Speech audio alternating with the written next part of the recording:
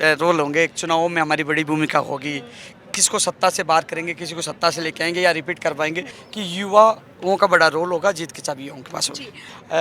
हो सके तो मुझे पैर पकड़ना पड़े माननीय मुख्यमंत्री जी के, मंत्रियों को मैं पकड़ लूंगा। मेरे युवा के लिए मैं पैर पकड़ सकता हूँ, मेरे युवा के भविष्य के लिए कुछ कर सकता हूँ। उम्मीद है, विश्वास करें मुख्यमंत्री जी पे। सितंबर तक तो सरकार पे विश्वास करें। तन के युवा इस बार कुछ अजब और गजब करने वाले हैं, उनकी बड़ी भूमिका रहने वाली है। वहीं आज उपेंद्र यादव ने भी बड़ा ऐलान कर दिया है कि वे राजस्थान एकीकृत महासंघ का पद छोड़ने वाले हैं और उस पद पर नए अध्यक्ष को रखा जाएगा।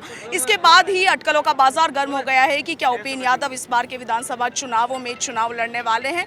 तो ये देखने वाली बात होगी कि क्या वो वाकई चुनाव लड़ेंगे, नई पार्टी बनाएंगे या फिर कांग्रेस और बीजेपी का दामन थामेंगे। उपेंद्र जी, आपने आज बड़ा ऐलान किया कि आप नया अध्यक्ष यहाँ पर आने वाला है 24 जनवरी 2024 को, उसके पीछे का कारण क्या है? नहीं, अभी तो फिलहाल हो ना, अभी तक तो कई रोल होंगे चुनावों में, हमारी बड़ी भूमिका होगी। किसको सत्ता से बाहर करेंगे, किसी को सत्ता से लेके आएंगे या रिपीट करवाएंगे, वो तो हमारे वादे। आज जैसे कांग्रेस के नेता हैं, मुख्यमंत्री से मुलाकात करवाएंगे, एक कमेटी का गठन कर रहे हैं, तो कहीं ना कहीं हमारे लोगों को न्याय मिलता है तो हम कांग्रेस के साथ जाएंगे, और न्याय नहीं मिलता तो हम सब मिलकर कि हम तीसरा चौथा कौन सा विकल्प चुनना, हम सब मिलकर निर्णय करेंगे। क्योंकि ये तो निश्चित है कि युवाओं का बड़ा रोल होगा। जीत की चाबी युवाओं के पास होगी। आज इस सम्मेलन के माध्यम से क्या कुछ निष्कर्ष निकला है? सम्मेलन के माध्यम से एक बड़ा मैसेज राजनीतिक पार्टियों को, राजनेताओं को, सरकार तक गया है कि युवा एकजुट हैं और इस बार चुनाव जातीय धर्म के आधार पर नहीं होंगे, रोजगार, नौकरी, पेपर लीक मुक्त राजस्थान पे होंगे। और ये बड़ा मैसेज किया है। आप देख लीजिए, सरकार के 2 बड़े लोग यहाँ आए हैं और उम्मीद है कि 11 लोगों को मिलवाएंगे कल परसों में, तो सीएम साहब से मिलेंगे। देखो, हमारा लक्ष्य ये नहीं है कि किसी पार्टी ज्वाइन करना, किसी पार्टी के झंडे उठाना, जिंदाबाद बोलना। हमारा लक्ष्य है कि हमारी युवा बेरोजगार, जैसे 1 लाख प्रक्रिया दिन भर्ती है, उनकी ज्वाइनिंग हो जाती है। जैसे पीटीआई की ज्वाइनिंग जुलाई फर्स्ट वीक में हो जाती है। कुछ पद रिक्त हो गए, उनकी सूची जारी कर देते हैं।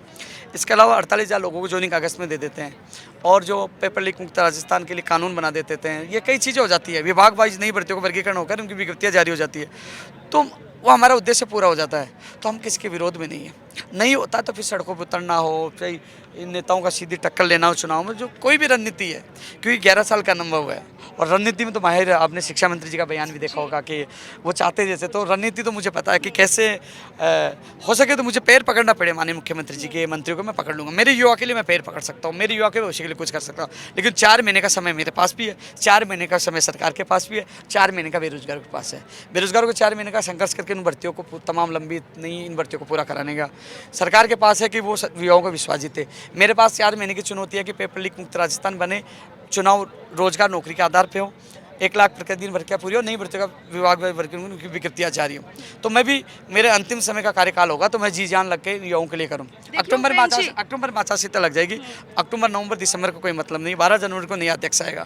लेकिन एक तरफा, चाहे बीजेपी सरकार हो चाहे कांग्रेस सरकार हो, हमने तो लड़ाई लड़ी है, लाठियाँ खाई है, जेल गए हैं, कभी झुके नहीं। आज भी हमने धन्यवाद दिया, लेकिन ये कह दिया कि हम कांग्रेस को समर्थन नहीं दिया, वो आने वाला समय करेगा, स्पष्ट बोला है। लेकिन देखिए उपेंद्र जी, कुछ समय में आचार संहिता लगने वाली है विधानसभा चुनाव के मद्देनजर। 5 साल से लगातार आप मुद्दे उठा रहे हैं, लगातार संघर्ष कर रहे हैं। क्या लगता है अब अंतिम समय में गहलोत सरकार इन सब मुद्दों पर कुछ कार्रवाई करेगी, आपकी बात सुनेगी? तो 5 साल से नहीं, 11.25 साल से मैं आवाज़ उठा रहा हूँ और कई काम भी हुए हैं। जैसे पंचायत राज LDC 4,000 पदों में 2013 की थी। विशेष शिक्षकों के जो पहली बार 4,500 पद हैं। कम जो PTI भर्ती 450 से 5546 पद हुए हैं। और जैसे कई और भी मांग हमारी पूरी हैं, मुकदमे पहले भी वापस लिए। उम्मीद है, विश्वास करें मुख्यमंत्री जी पे। सितंबर तक तो सरकार पे विश्वास करें, और यदि विश्वास टूटता सितंबर के बाद निर्णय। बीजेपी प्रदेशाध्यक्ष CP जोशी और राजेंद्र राठौड़ के इस कार्यक्रम में आने की संभावना थी, लेकिन वो नहीं आए। इसके पीछे कोई विशेष कारण? CP जोशी बाहर बताए जा रहे हैं, और यहाँ प्रदेश अध्यक्ष, बीजेपी का प्रदेश अध्यक्ष पूछ गया। हमें मैसेज देना था कि केंद्र सरकार भी कानून लेके आए, पूरे देश के लागू। हमारा मैसेज चला गया, उनका प्रवक्ता आया है कांग्रेस से, वो आगे एक मैसेज देना था, और मैसेज आपके माध्यम से, चौथा स्तंभ है, सोशल मीडिया के माध्यम से एक बड़ा मैसेज किया। मैसेज ये था कि राजस्थान के युवा इस बार कुछ अजब और गजब करने वाले हैं, उनकी बड़ी भूमिका रहने वाली है। जी, तो आपकी भूमिका का इंतजार अब फिलहाल पूरे प्रदेश को है? भाई, ये भूमिका तो राजनेताओं को, क्योंकि अब जब हम संघर्ष कर रहे थे, मैं जेल जा रहा था, लाठियाँ खा रहा था, पेपर बिक रहे थे, राजस्थान के युवा रो रहे थे, तो राजस्थान के युवाओं ने ये भी देखा कि उनके साथ कौन खड़ा था। आप मीडिया ने भी देखा है, जब जब युवाओं पे जो संकट आया है, मैं उनके साथ रहा हूँ। आज जो आंदोलन, आज जो ये एक तरह से शक्ति प्रदर्शन है, युवा बेरोजगार महासम्मेलन, देखो कई चुनौतियाँ होती हैं। मैं युवाओं को समझा रहा हूँ कि अब जैसे 11 लोग जाएंगे, CM से मिलेंगे, तो मैं हमेशा, कई बार मेरे आंदोलन होते हैं, 20 मांग होती है, 5 हो गई, हम रस्सी को खींच देंगे टूट जाएगी तो वो मांगे भी नहीं होगी। मैं जाता हूँ, कुछ मांगे होगी, वापस हो गया, फिर चला जाता हूँ। ये तो नहीं कि मैं किसी का समर्थन दे दिया या किसी के लिए मैं उनके समर्पित हो गया, नहीं।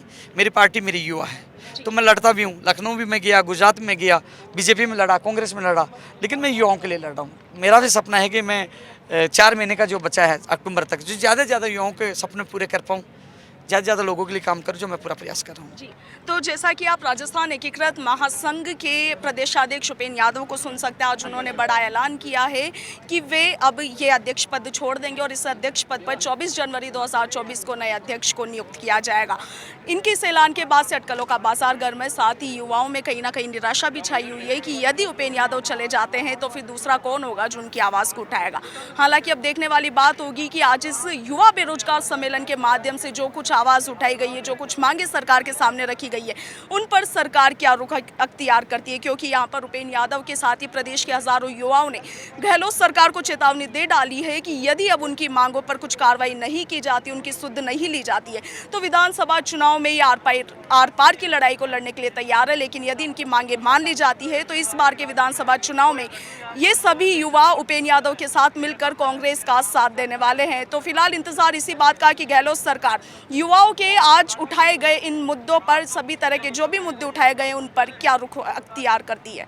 मैं आपके साथ इशिका जैन, वीडियो जर्नलिस्ट विक्रम सिंह भाटी के साथ, पंजाब केसरी, राजस्थान।